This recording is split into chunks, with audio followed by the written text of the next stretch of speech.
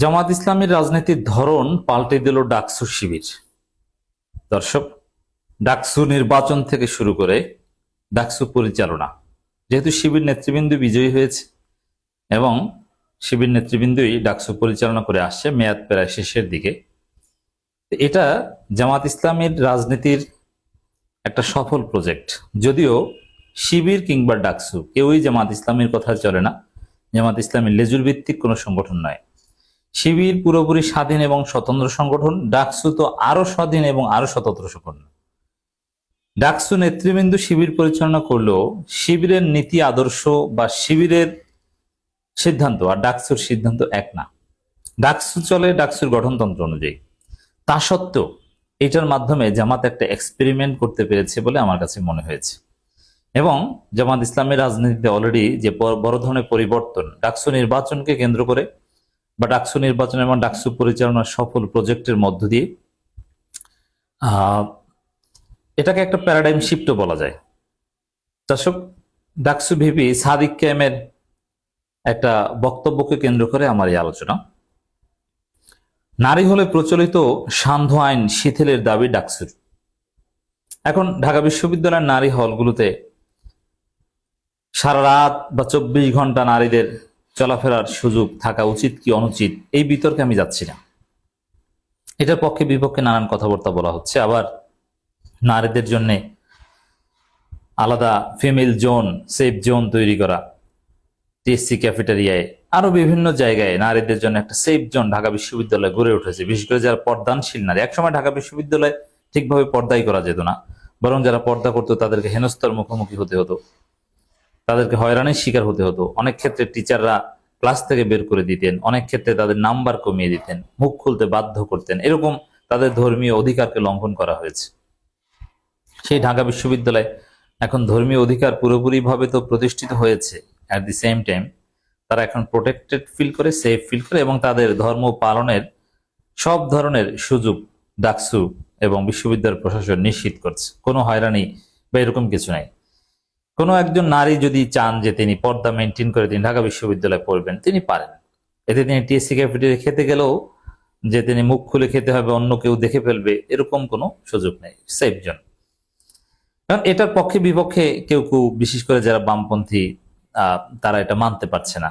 তারা যুক্তি দিচ্ছে যে ক্লাস করে একসাথে এখানে খাবারের জন্য আলাদা রুম কেন হবে, ইত্যাদি ইত্যাদি। পাল্টা আবার যুক্তি আসছে, ক্লাস করে একসাথে তাহলে হল আলাদা কেন, একসাথে থাকারও ব্যবস্থা করেন, বাথরুম আলাদা কেন। ক্লাসরুমে কিন্তু ফিমেলদের জন্য কলা ভবন, সোশ্যাল সায়েন্স বিল্ডিং, ফিমেলদের জন্য মেলদের জন্য আলাদা ওয়াশরুম কমন করেন। তা এগুলো নিয়ে বিতর্ক আছে, আমি সেই বিতর্কে যাচ্ছি না। আমার পয়েন্ট হচ্ছে, বাংলাদেশ একটা কমপ্লেক্স জায়গা। এখানে মুসলমানদের মধ্যেই নানান ডাইভার্সিটি আছে এবং অন্য ধর্মের লোক আছে, কেউ লিবারেল, কেউ কনজারভেটিভ, নানান শ্রেণী পেশার মানুষ।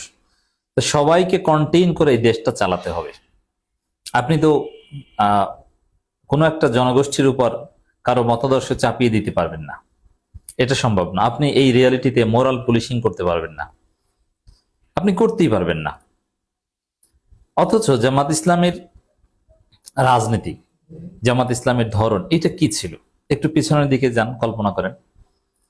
সাপোজ পোশাকের স্বাধীনতা, এই বিষয়ে জামাতের অবস্থানটাকে এখন কি, আগে কি ছিল?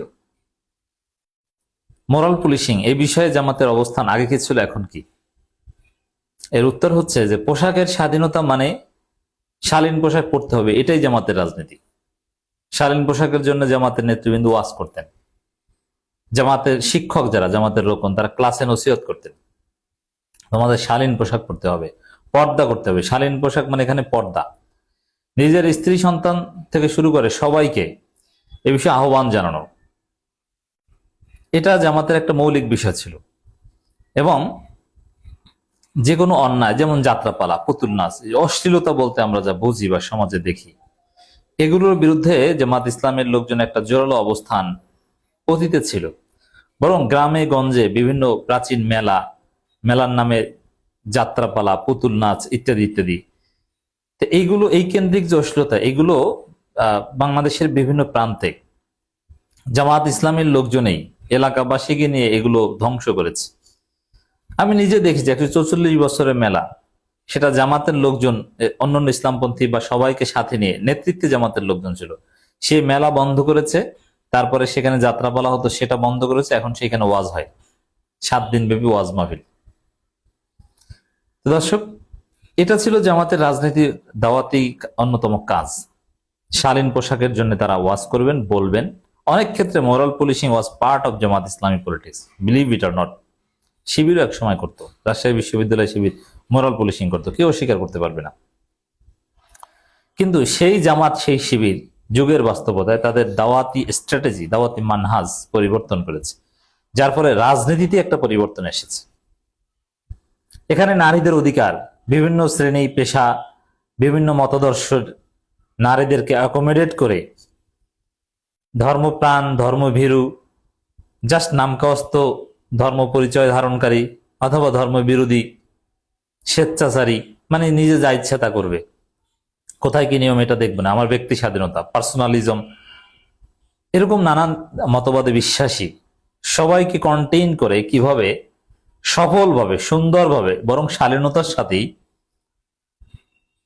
পরিচালনা করা যায়, সামনে আগানো যায়, রাজনীতি করা যায়, এই মডেলটা ডাকসু সেট করেছে।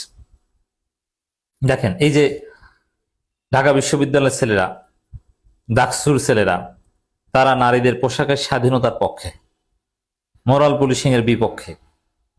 ঠিক আছে, এটা পোশাক, এটা যার যার চয়েস, এটা আমি জোর করে তার উপর চাপিয়ে দিতে পারি না, এবং তার পোশাক নিয়ে আমি কটূক্তি করতে পারি না। যে কেউ যদি কটূক্তি করে, বরং শিবির তার বিরুদ্ধে প্রতিবাদ করে, শিবিরের ছেলেরা। অ্যাট দি সেম টাইম শিবির দাওয়াতি কাজও করে, যে না, শালীনতার পক্ষে তাদের যে অবস্থান, এ বিষয়ে কিন্তু কম্প্রোমাইজ নেই। তারা এটাও বলে, এটাও প্রচারণা চালায়, এবং নারীদেরকে পর্দা করতে হবে। নারী শিবির বা ছাত্রী সংস্থা, তারা এই বিষয়ে নিয়মিত দাওয়াতি কাজ করে, এবং তারা খাস পর্দা করে, শিবিরের ছেলেরাও পর্দা করে।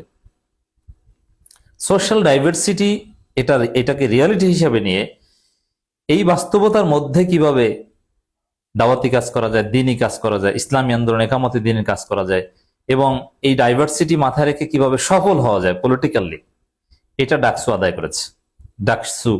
ডাকসু নির্বাচনে শিবির এটা প্রমাণ করেছে। জামাত এটাকে মডেল হিসেবে গ্রহণ করেছে, যে না, এভাবে সম্ভব। যার ফলে দেখেন যে এই শিবিরের ছেলেরা মোরাল পুলিশিং এর বিরুদ্ধে বলছে, জামাতও মোরাল পুলিশিং এর বিরুদ্ধে বলছে। কারো পোশাকের স্বাধীনতা নিয়ে কথা বলা, শিবির এর বিরুদ্ধে, জামাত এখন এর বিরুদ্ধে। এই যে সান্ধ্য আইন, এটা একসময় ট্র্যাডিশনাল জামাত বা এদের চিন্তা ভাবনা দেখেন যে কিসের হ্যাঁ, সন্ধ্যার মধ্যেই তো নারীরা ঘরে ঢুকবে, সারা রাত খোলা থাকবে, মানে রাত 12টা পর্যন্ত খোলা থাকবে, মানে 8টার মধ্যে হলে ঢুকতে হবে, 8টার পরে একটা মেয়ে বাইরে কি করবে? এটা হচ্ছে ট্র্যাডিশনাল জামাতি চিন্তা। কিন্তু ডাকসু শিবির, তারা কিন্তু তাদের নারীদের যে দাবি, সবার না, একটা অংশের, সেই দাবির প্রতি শ্রদ্ধা জানিয়ে বলছে নারী হলে প্রচলিত সান্ধ্য আইন শিথিল করতে হবে। তো কিভাবে পরিস্থিতির সাথে খাপ খাওয়িয়েও শালীনতা বা অন্যান্য, যেমন এখন একজন নারী বাইরে থাকবে, সে সেফ ফিল করবে, সে প্রয়োজনে বাইরে যেতে পারে, তার টিউশনি করার প্রয়োজন হতে পারে, আরো নানান কিছু, এবং হয়। এই সব কিছু বিবেচনায় নিয়ে একটা পারফেক্ট মডেল, এবং এটা সেফ এবং ইসলাম বিরোধী দিন শেষে কিছু না, মডেল উপস্থাপন করতে পেরেছে ডাকসু শিবির, যার প্রভাব জামাতের রাজনীতিতে পড়েছে, এবং জামাত পরবর্তী নির্বাচনে এটাকেই মডেল হিসেবে গ্রহণ করবে। 12 ফেব্রুয়ারি তো অলরেডি করেছিল কিছুটা হলেও।